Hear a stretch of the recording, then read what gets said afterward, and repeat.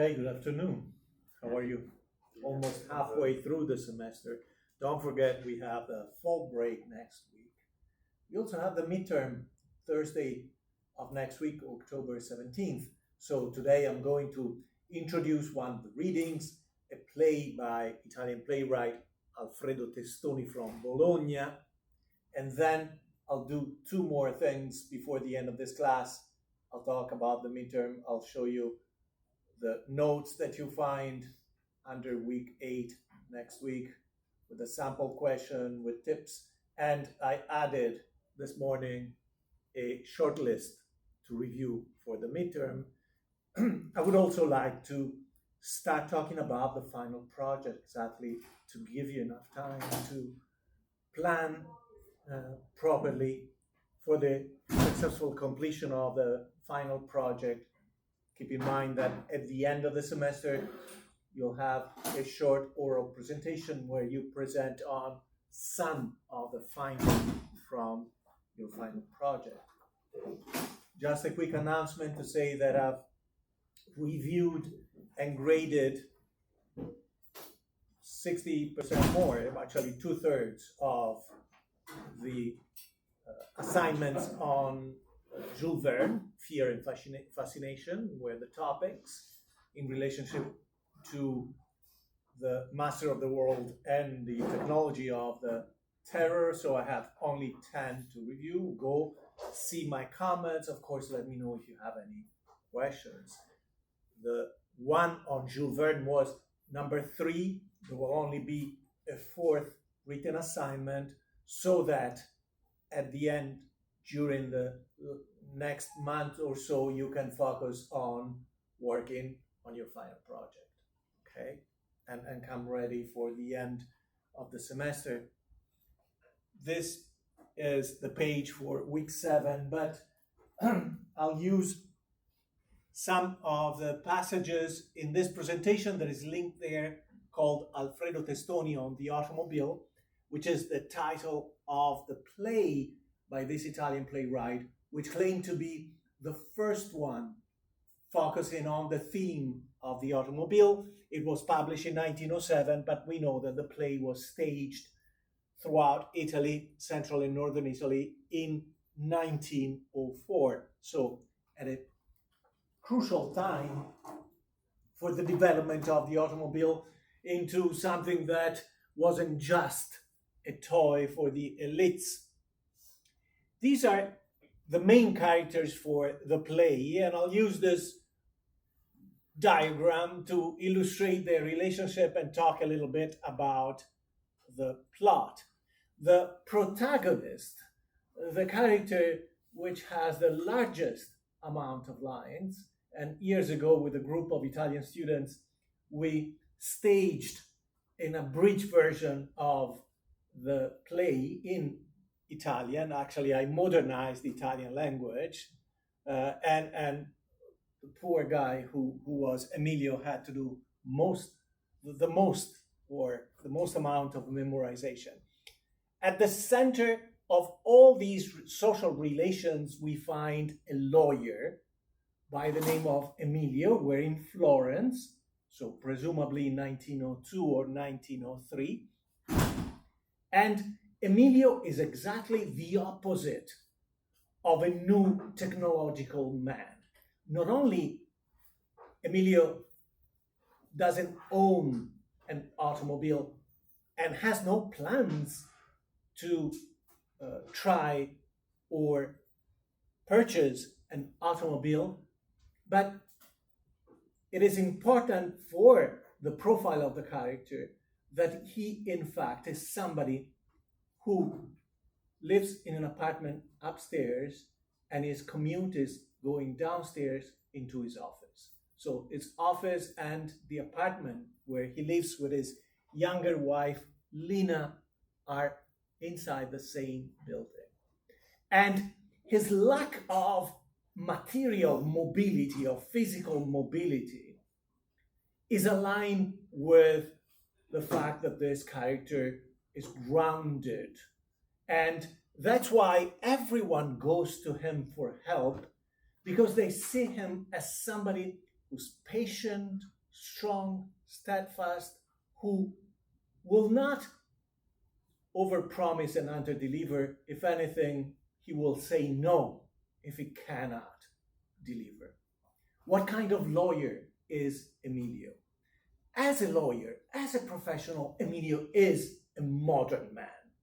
Modern in the sense that Italy in the early 1900s was a young nation, younger than the United States. And in fact, the sense of brotherhood between Italy and the United States during that time emphasized the theme of both countries being younger than most European nations. Italy had been partially unified only in 1861. That's when you have the modern day Kingdom of Italy. Italy had been unified under the Romans, but that was almost 2000 before that time. In 1861, Italy becomes a kingdom without the city of Rome and the region around Rome, which are still at that point in the hands of the pontiff, of the Pope, who is, and during the up until the 19th century, both a spiritual and a political leader, and without the Italian Northeast. Italy will fight a war in 1866 to add Venice to the nation, and will fight a brief war against the Pope in 1870 to conquer Rome, which is when the Pope will be confined to that small state, one of the smallest in the world, which is Vatican City, right? The state of the Vatican. But the process of geographical and national unification in Italy will continue through World War I and World War II. Both will see adjustments in the borders.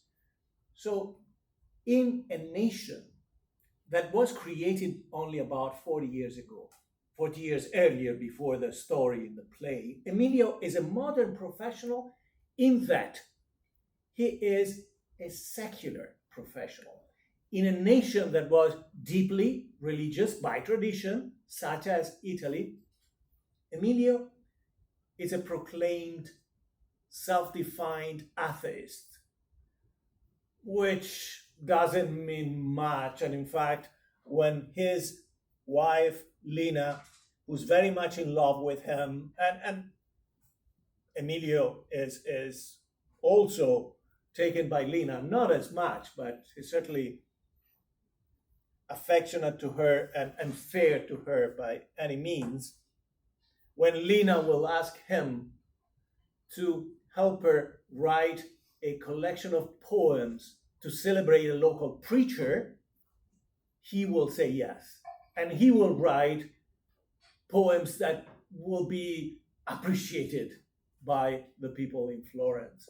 So much so that by the end of the play, he is elected to a position in the city council with the votes of the Catholics, because the Catholics know that, yes, he says he's an atheist, but he can write beautiful poetry about faith, about God, about religion.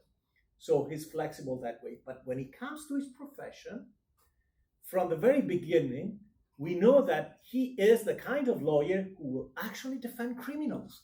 That is to say, he will defend people who are guilty, simply because that's what a modern professional lawyer is supposed to be. But in all kinds of countries within Western Europe, and including the United States, people are still frowning upon lawyers who will defend real hardcore criminals or, God forbid, prostitutes. So Emilio is a modern professional because he's driven by a secular ideology. And his rejection of the technology of the car is exactly aligned with his desire to build a solid foundation, because he thinks that the automobile is an overwhelming technology, is a device that can take your rationality and make you do things that you will later regret. The story in the play is based around issues that are presented by a series of characters by to Emilio by a series of characters. The first one to visit Emilio in his office, the first act takes place in Emilio's office, which is a place where he has space to entertain others. Of course, it's a comfortable space, he's a wealthy lawyer. The first visit he receives is by an old aristocrat by the name of Angelo, who in the elections is a supporter of the Conservative Party, whereas Emilio is more of a radical in the definitions of the times. That is to say, somebody who is a progressive, who wants reform in society. Angelo goes to Emilio to apologize, to say, you must have seen the article that appeared on the newspaper of my political party and my political movement, the conservative movement, denigrating you and attacking you because you entertain all sorts of clients, all sorts of customers as a lawyer. So, in a conservative view of society, a lawyer who defends hardcore criminals who have the right to be defended in front of a judge is seen as somewhat immoral or lacking moral fiber. And Angelo says, I apologize, this is not fair play. This is not a fair way to fight the political battle. And then he immediately, even before the automobile is mentioned, Angelo introduces the element of speed. Because around this time, it's not just the automobile. The idea is that speed is the main quality of modern life. That the same way that now you have a device that speeds along the road and takes you quickly from one point to another, in the same way, speed permeates society and, of course, the work environments. That everything has to be done quickly. And Angelo says, now that speed has taken hold of society, there is no room for dialogue. There is no room for polite confrontation. And therefore, politically, a shortcut was taken to attack Emilio, to criticize his moral profile in order to take votes away from him during the local town council elections. Emilio says, don't worry, we are friends, we'll remain friends. And the second visit during the first act will be by two more aristocrats, one who's middle-aged. Angelo is the oldest of these aristocrats. Keep in mind that in the Kingdom of Italy, not only you would have found dukes, barons, counts, but being a kingdom, the Savoy kings of Italy would also give new titles, bestow new titles, and this happened until the 1940s, right? Until the fall of Mussolini, and then right after the war in 1946, there was a referendum, and the majority of Italians voted for their new state to be a republic rather than a monarchy. The monarchy lost by 2 million votes, although they complained that the election was rigged. But we will not get there into that issue. So Ferruccio is a baron, Rossetti is a count, Ferruccio is middle-aged, Rossetti is the youngest of these three aristocrats. And Ferruccio and Rossetti goes to see Emilio because they need to engage him as a lawyer. They need his lawyerly advice because they think he's a good lawyer. What's the legal issue? Ferruccio is being sued by a cyclist who claims that one of Ferruccio's automobiles hit him on the road and caused both material and physical damages to him. Now, Ferruccio says, it wasn't me. My fault, my only fault was to give one of my cars on loan to our friend Count Rossetti. And it is, in fact, Rossetti who was driving when the cyclist claims he was hit on the road by this car. Rossetti was not alone. He was in the company of a woman. So it seems like it would be a simple case because Rossetti claims that the cyclist wasn't hurt. And it wouldn't be just his word against the word of the cyclist. He would have this woman, who's in fact Renata, another friend of Emilio, to testify. However, Rossetti says that this woman cannot be called to testify on account of the issue of honorability. This woman is married, Count Rossetti is single, and a known playboy, a Latin lover, a Don Juan, and therefore to bring Renata as a married woman to confirm that the cyclist was still standing, no broken bones, when they left the site of the accident, would mean also for Renata to admit that she was alone with someone who, with a single man with that kind of reputation, the reputation of a Latin lover. So Emilio here displays his concept of what a professional modern lawyer should be. He says, honor is an outdated value. If you want to win this trial, if you don't want to pay restitution, indemnify the cyclist for this claim that you believe to be false, you have to call this woman in. And then it'll be her problem. But this is what a lawyer who's grounded in professional law rather than social values, moral values, religious values should do, right? They say no. In fact, they don't even say that it's Renata who was with Rossetti. They leave and they go look for another lawyer, right? And Emilio will give them the name of another lawyer who will do whatever they want, given enough money. Right after them, a group of women come in and they ask Emilio to write these poems for a preacher they are followers of. And then Renata will come to visit Emilio. Renata wants Emilio to help her.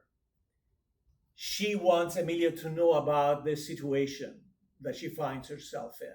This problem with her honorability, her wife's honor, which is at stake. But of course, she doesn't go directly into it. She talks about a scenario, situation until Emilio guesses correctly that Renata is talking about herself, and he puts two and two together, and she now knows that Renata was with Count Rossetti, and she will recall what happened. Count Rossetti was courting Renata. Again, Renata is in her late 20s or 30s, so Rossetti is younger. She's married to Carlo, another lawyer. However, Carlo has a mistress, Elena. Renata doesn't know who she is, this mistress, but she feels that Carlo has a lover because Carlo is behaving differently.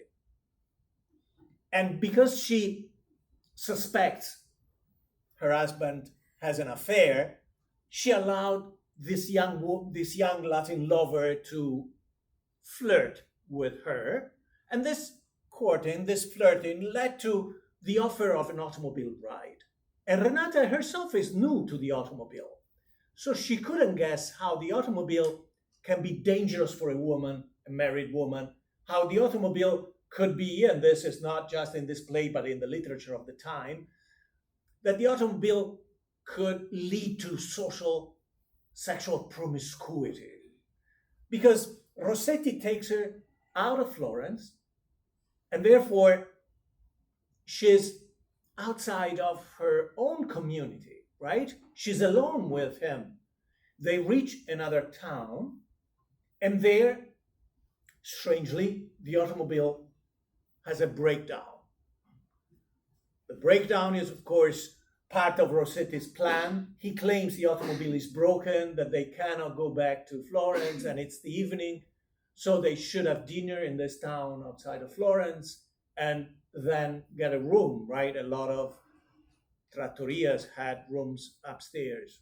And this is all part of his plan to have sex with Renata, exactly because she's outside her own social context and therefore more vulnerable left alone with him. Both more vulnerable and also tempted to accept this offer because there is no one there who knows her, and therefore she wouldn't be judged if she does that. Renata insists she doesn't want to, she barely eats dinner, and she insists that she wants to go home. And she finds that, in fact, the automobile is not broken, that the automobile is working. Of course, Rossetti is mad, is angry, and drives like a madman back to Florence and drives her home. Renata is worried that this will come out, that she might be called to testify in a process, right? Because she knows about the issue with the cyclist. She's also worried because, as part of their courtship or flirt, Rossetti and Renata exchange letters. So Rossetti has at least one letter that would be compromising for Renata. Emilio promises to help Renata. He wouldn't do anything for these two guys, but he understands the plight of Renata. And the first thing they do together is try and identify Carlo's lover, because their reasoning is that if they know who Carlo's lover is and they have it confirmed that he's having an affair, then Renata can disclose her indiscretion. Because after all, she didn't have sex with Rossetti. And Carlo, if Carlo has a lover, presumably they did have a full-fledged affair. So this way, things between Renata and Carlo could be patched. So they start looking within their own inner circle at other women that might be, one of whom might be Carlo's lover. Before they think of Elena, they even suspect Lina, poor Lina, simply because of, again, mobility. Mobility breeds promiscuity. At some point in the recent past, Lina went to find her mother in Rome. She took a train by herself. So they think that maybe the train was just an excuse to see her lover, Carlo, in some place along the train route, right, between Florence and Rome. She might have stopped at another station to entertain a relationship with Carlo and then continue to up until they see Rome. Later on, they will realize that is in fact Elena. Are you right? Okay. Thank you. Later, they will realize that it must be Elena. And Elena is different from Lina or Renata or Grazia, who's Ferrucci's wife, because Elena is a widower. A widow, sorry. I've got those two confused. A widow, and a young widow. And therefore, in the moralistic society of the time, she's a woman who's free, who's not subjected to the authority of her parents because she's out of the house, and neither is she under the authority of a husband.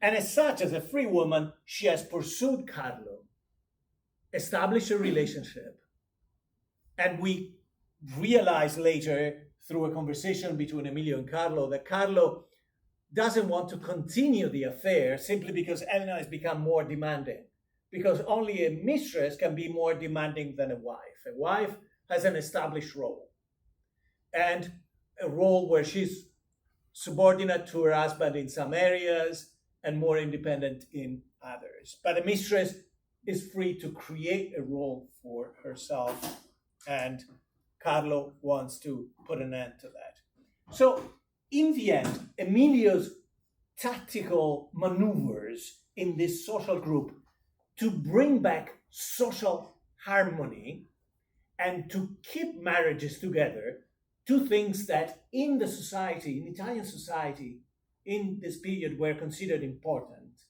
Social harmony, because social harmony is the premise to productivity, right? If there are contrast divisions in society, then citizens are not fully focused on being productive. And marriage, harmony within marriage is essential because marriage is the foundational cell of the building of society. But this, again, this is not a religious view of marriage. Nobody in the play is saying you must be faithful because the scriptures, because the commandments say so. Rather, it's all about health, not just physical health, but social health. Healthy society must have marriages that are supportive of the activities of the members of this relationship, don't take too much time, too much energy from them. So moderation is key, and the affair between Elena and Carlo has trespassed the threshold of moderation because now Elena wants to see Carlo all the time, right? And of course, the play is not saying, but you know what it means. It means also that she has excessive sexual demands on Carlo, right? And this lack of balance is seen as deleterious and damaging to the engine, the growth of society. So what Emilio does is he helps Renata and Carlo reconcile. He strengthens his own solid relationship with Lina, who simply wants from him more public display of affections, and he agrees to do so. He strengthens his marriage also because at some point Grazia went to see him, and we know that in the past they had a relationship before Emilio was married, and Grazia perhaps would be available again, but Emilio says, no, I'm married. And then all that remains to be done is neutralize these two single people who are not only single, but they're wrecking other people's relationship, right? Rossetti trying to take Renata away, Elena trying to take Carlo away. So what does Emilio do? He forces Rossetti and Elena to get married, to get engaged, to be married. And he convinces Rossetti by showing him, claiming that Carlo has learned about his courtship of Renata and as a husband wants a vendetta. And he creates the right circumstances between Rossetti and Elena by using, once again, the automobile. So between Renata and Rossetti, the automobile was the device used to create the opportunity for an affair, even though nothing happens. Between Rossetti and Elena, this automobile ride under the moon and the stars on a late spring night is conducive to a romantic proposal. Okay? So these are the essential elements about the characters and all the ways that the automobile participates in the construction of the story. Of course, in this page online, you find some information about the history of Italy because you have to really place the play into the social and political context to understand the significance. It might seem a really light story of bourgeois affairs and marriages, but it has additional significance in this particular context. I've already mentioned the history of unification, but keep in mind that the new Italian nation plans to be a modern nation, not a nation built on religious traditions, but a nation built on progress and modern values. And therefore, theater itself, plays that people would go see in great numbers during this time without TV or radio, theater becomes an educational agency. The most successful plays are based on social values that align with the agenda of the Italian government in exchange, theaters and playwrights receive money from the government or have access to money. It's not like they're being paid every time, but it could be awards, it could be grants to prepare the next play, etc. And in the new Italian nation, secular pragmatism, utilitarianism are seen as values. Keep in mind that Italy is born out of a conflict with the Pope itself. The Italian Catholics are instructed by the Pope to stay away from politics. The Pope calls himself a prisoner in Vatican City, and Italy is still seen as an enemy 30 years later. It'll take more time. It's in post-war Italy, after World War II, that the Catholic movement really controls the government and will do so through the rest of the 20th century, or most of it until 1994. Rationalism is also seen as a value, right? To do everything under the guise of rational principles, scientific principles, whenever possible. And Emilio has that kind of mindset. He's a skeptic, he's a rationalist. And skepticism is seen as a good thing. Of course, it's a nation that has to build support. So they're looking for stability, they're looking for harmony, right? Social harmony within the couples. And they need modern professionals like Emilio. And,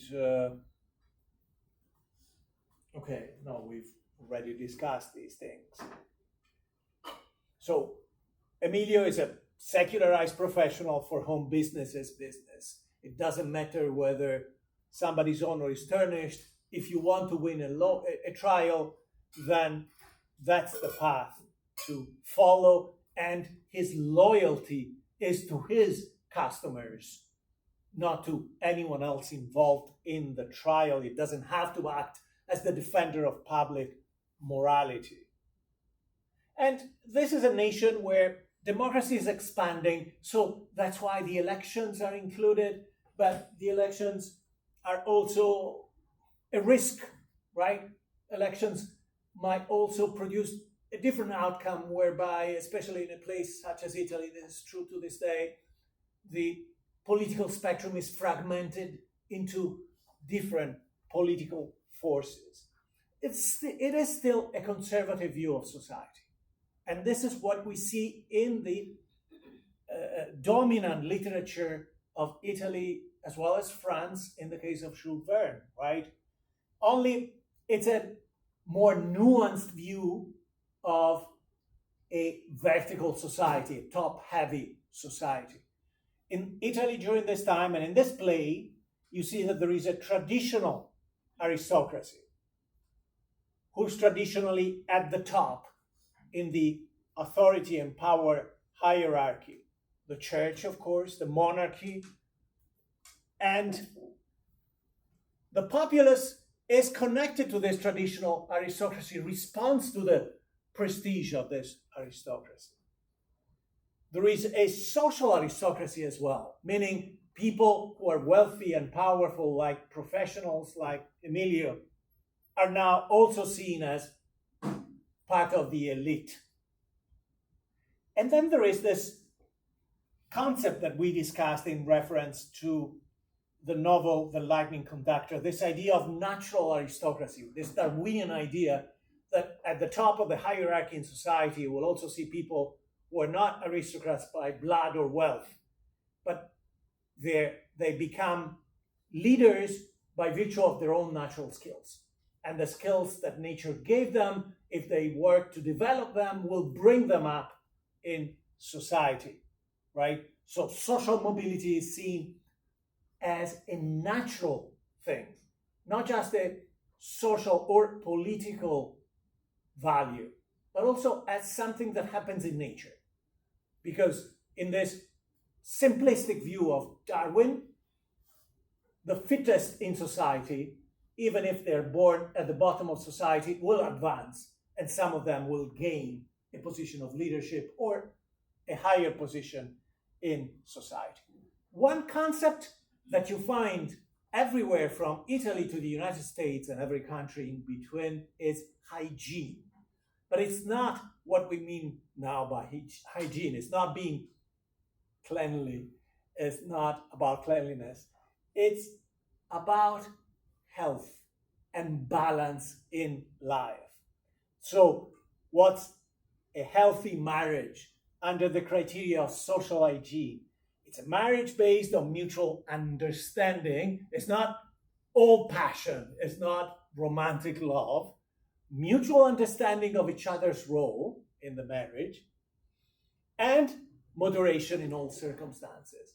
And moderation, if you read popular medical books that people will start buying during the last part of the 20th century and 19th century and keep on their shelves, during this period, people will buy books about medicine and about sex, about relationship, right? And a lot of these books also recommend moderation even when it comes to sexual activities. Not to strain the body too much and not to strain the mind. Not to take the mind too much from being socially productive, being a social, a productive member of society. So, attachments cannot be obsessive, whether it be between husband and wife or between husband and lover, right? And lovers can be more dangerous from this point of view. No manias, right? And that's where the automobile comes into play. The automobile is something that overwhelms your mind. You become a motor maniac. And you want to buy a new car, you want to ride the car just for the thrill of it. And that's why the automobile is rejected by based people such as Emilio, right? Even faith, even religion is fine in moderation as a social practice, but it shouldn't be excessive. Emilio's wife, Lina, is criticized because she's almost a nun, because her religious practices are seen as excessive, and she's trying to convert her husband, who's a proclaimed atheist, to her own religious practices. Notice, because it's important, that the characters in the play don't have children, because what the play wants to emphasize that a modern marriage is about social efficiency and energy. Supportive, the husband and the wife have to be supportive of each other's social role, and they have to be respectful, not to take too much energy from their social roles, from their public personas. So what's the problem with the affair? It's not that, again, there is a commandment against that, that there is religious preaching against that. No. The problem with an affair in a modern view of a secularized society is that the personal freedom of, in this case, Carlo, the husband, is limited by the demands, the excessive demands of the lover. He spends too much time, too much energy with Elena. And also, of course, the social reputation of Carlo and Renata are under attack because of Renata's indiscretion and Carlo's affair, right? But the public persona, again, is not about morality. It's an investment you make, because you cannot be a good businessman, you cannot be a good lawyer or professional if people talk behind your back. So it's not about biblical, scriptural values. In fact, the obsolete values presented in this play are the eternal supernatural justice preached by the church, or the formal exterior conformity to moral values. No, you have to be moral because you understand that a certain natural core of morality adheres to the tenets, to the principles of social hygiene in the social, in society and in the marriage. So you're not trying to be moral because there is a monarchy or the church or other external value. You have to use your rational mind to understand the rational reasons to follow a certain behavior. Okay. This is the political spectrum when it comes to the description of the elections in the play.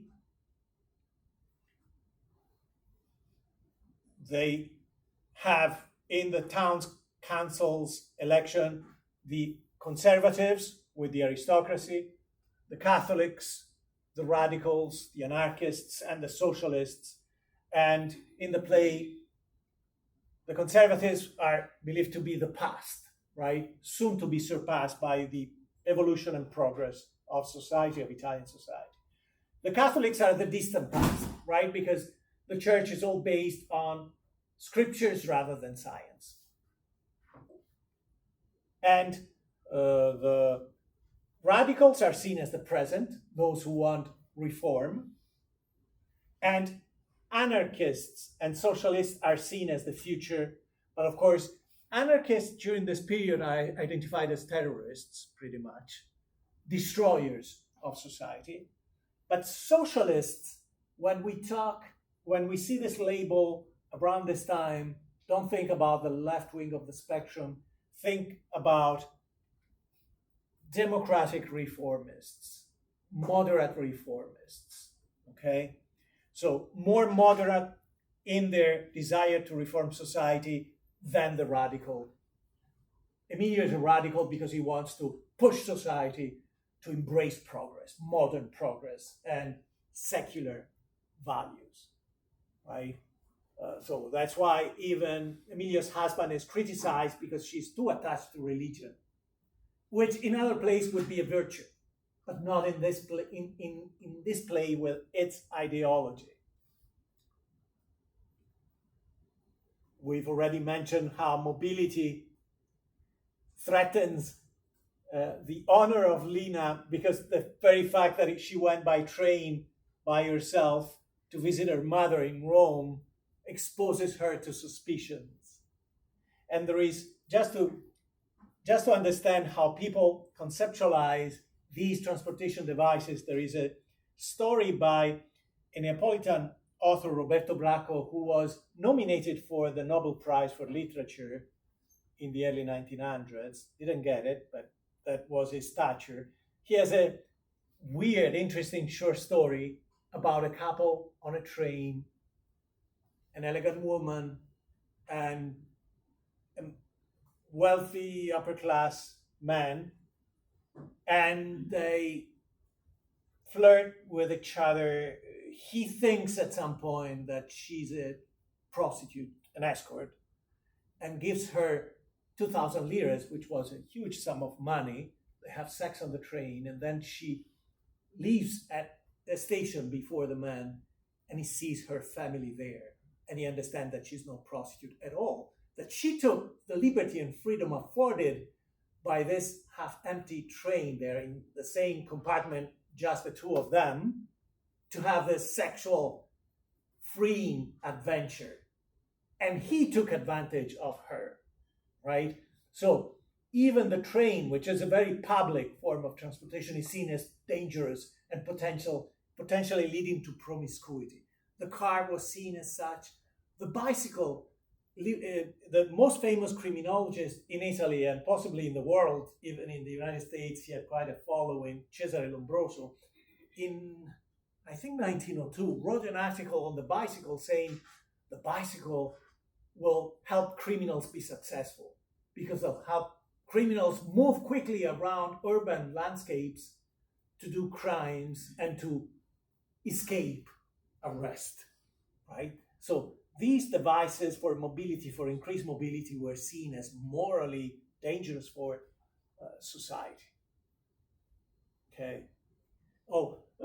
To understand this idea of social hygiene, the alignment between the morality of marriage and what is good for your body and for your person in society, you should notice how many times the metaphor of eating outside the house is used to indicate an affair, right? Going to have dinner, to have a meal outside the house is a proxy for having sex with a woman who's not your wife. But why this metaphor? Exactly because they want to develop the material side of the equation when it comes to affairs. And some of this you can just read on your own, right? Or take the way that the dynamics between the couple, within the couple, is aligned with the language of the economic market, supply and demand. Too much attention, too little attention will both represent a risk, right? Too little attention from Carlo motivates Renata to go out with Rossetti, or at least to accept his courtship. Too much attention from Elena, Carlo's lover, sends Carlo back to his wife because a wife doesn't have, because marriage is not based on romantic love, essentially, bourgeois marriage, right? So a wife will not demand as much. Keep in mind also, in order to understand this idea that you take a woman on the automobile and she's primed for a sexual affair, seems excessive, right? Seems odd. But when you go read Cesare Lombroso, as I said before, famous criminologist from northern Italy, you go see, for example, his book on the female offender. He talks about female hysteria, and female hysteria was this myth in the medical field, meaning that a lot of physical symptoms, but also social manifestations, were interpreted as a medical problem stemming from this condition. And you find that women are predisposed by nature to be impressed by things such as the automobile, by an automobile going at high speed. So they're more exposed, they're more vulnerable to the introduction of these technologies. And you find that some of that comes through in Renata's account of what happened when she accepted an automobile ride. I added quotes, but you can find those quotes, see them as prime examples to focus on, to see the development of these. I don't want to spend too much time on this. This is the conversation between Angelo, the old aristocrat, and Emilio about their political fight and how they're trying to criticize and destroy Emilio's reputation because he defends all kinds of people. And this is the piece about speed, right?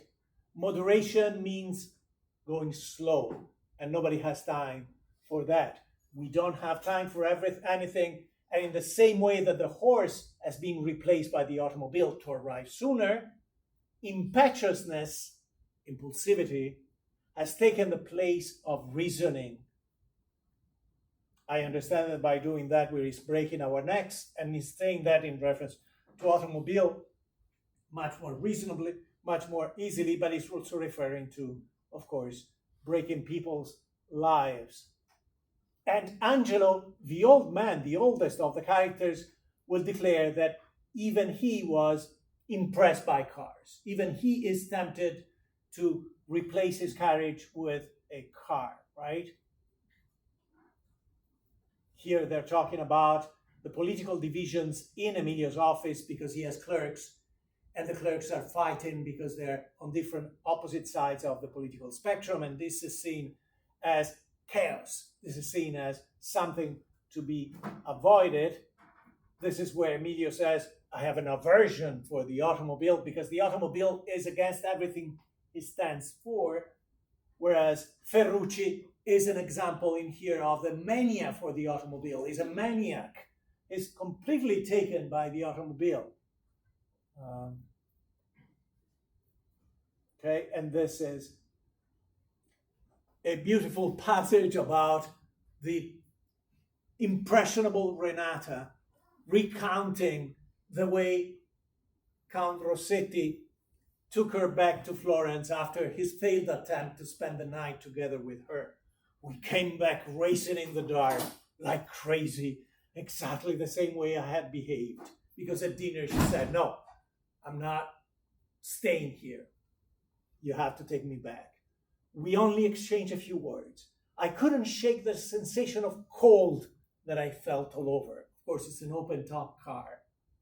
He was more preoccupied with the car than with me. I could already see him, the man who was upset for not being able to triumph over a whim. A whim is desire to have sex with her. And then, my dear friend, the smell of gasoline building up around me, the dust hitting me. So you have that all the physical stimuli may have an effect. In this case, they're coming back, but the opposite can also be true, how the stimuli can change the mindset, the predisposition of a woman driving on a car. This is the speech that Emilio has with Count Rossetti, and Carlo is by his side helping. They're telling Count Rossetti to declare his love, to propose, to get engaged with the young widow Elena, so that their group can be stabilized, so that the only two elements who are threatening the stability of marriage in their inner circle can be diffused, neutralized. And the automobile is this, in this case, this romantic platform. So Emilio is saying to Count Rossetti, the Latin lover, have a good ride with the young widow, Elena. No, you have to go with her. What the hell? After what you confessed to me, it is more than natural, this poetic little trip of yours. The stars are shining in the sky. So after what you confessed to me poses a dilemma for Rossetti. If he says no, what he confessed to me would be that he's courting Carlo's wife. If he says yes, then Carlo has no reason to suspect of him. The stars are shining in the sky. At night on the automobile, you and her alone. Proximity is key. You will get carried away by the excitement. The air will stimulate you. And declarations, love declarations, proposals, will be more impulsive, will have a greater effect. Isn't it true? So the automobile becomes this proxy for a matchmaker, right? That was the end of my introduction and discussion of the play. Under week 8, next week's page, you find information about the midterm. We have a midterm on Thursday, October 17th, right after the fall break. We will not have class on Tuesday because of that. This is the format for the midterm. It'll have between 3 and 4 essay questions, but you must pick 2 and answer whichever 2 questions you are more interested in, feel more strongly about. I can tell you that 2 of these questions will be from the readings, and the next slide, one of the next slides will have a list that I'll show you in a moment. And 1 or 2 questions will be based on the film, of course, on the themes of the films, not their specific scenes, right? You should write at least 300 words, between 300 and 500 words per essay question. And you'll find a packet the day of the midterm with some passages from the readings. I've always done that. You won't find the whole set of readings included in the exam.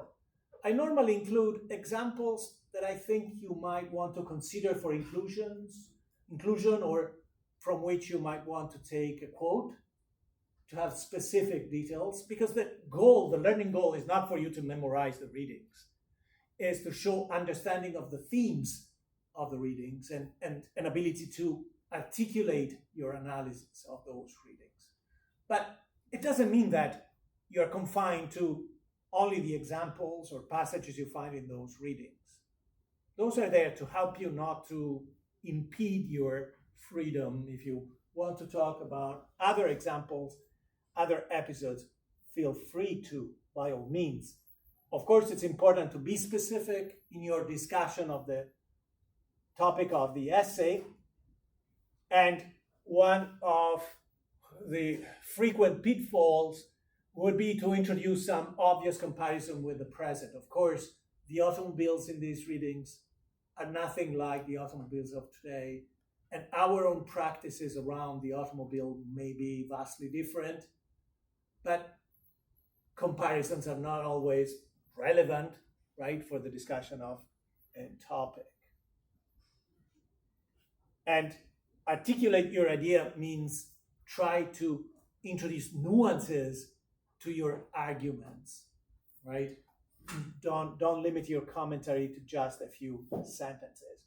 I included a question from one of the past exams just to show you that questions are longer, they contain an introduction, and they usually list several points. But as you find in here, you don't have to go through all of the points. You can just take one or more, and provided you have enough relevant content, you'll be fine. So the purpose of the question and the list of different points is to prompt your memory and to give you ideas of how you might develop this essay question. Okay? They're not trying to restrict you or force you to go through every single one of those points. And let's read it together so you can appreciate the general nature of the topic, meaning I'm not asking you questions about specific episodes. I'm not asking you to recall every word in the readings. I want to see that you are able to discuss the major themes found in one or more of those readings. So this particular question is about the lightning conductor. In fact, the lightning conductor is not included in the midterm, will be included in the final exam, but just to give you an idea. So in Alice Williamson's The Lightning Conductor, 1902, Molly, the daughter of an American millionaire, is touring Europe with her Aunt Mary and falls in love with Jack, a man she believes to be a lowly chauffeur. So notice also you have the name of the characters. You don't have to say the man, the woman, be specific. Discuss the representation of their evolving relationship and how that relationship is influenced by their shared experience of the new technology of the automobile. So they're not just a couple or any couple falling in love. They're a couple falling in love in an automobile they both are driving part of the time. So how does that influence the construction of their relationship? And more importantly, their power dynamics, right? And the main idea is that the gender gap is partially reduced or partially eliminated by their interaction with the car. Include references to relevant episodes in order to articulate some of the following point.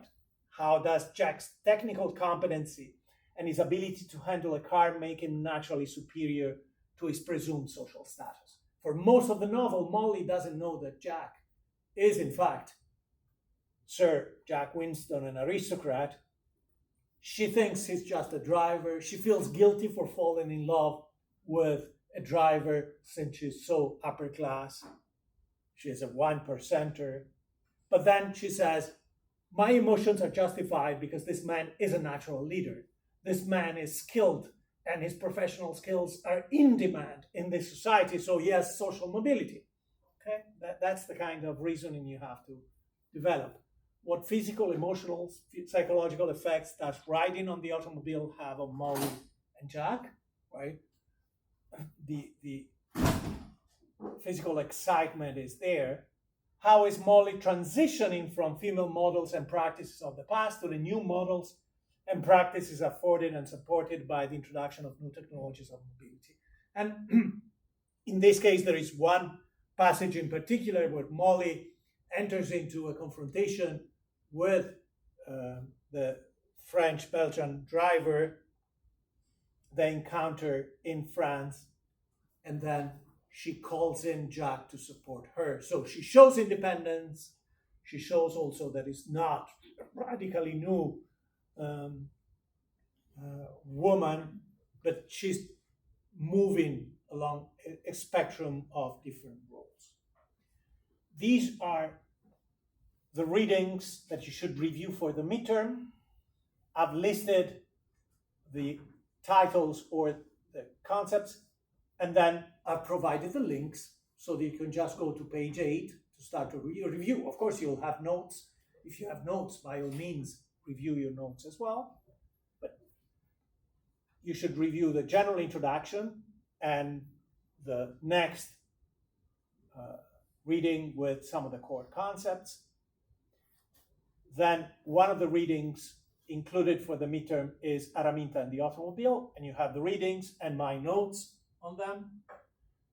The other is Jules Verne, and again you have excerpts, different sets of excerpts, and 2 sets of notes provided by me. And these are the films: Herbie, Bumblebee, Christine. Okay, so basically you have 3 films and you have 3 readings or groups of readings: Verne, Loomis, and the introduction. Okay, as I said, there will be at least 2 questions based on the readings and at least 1 question based on the films.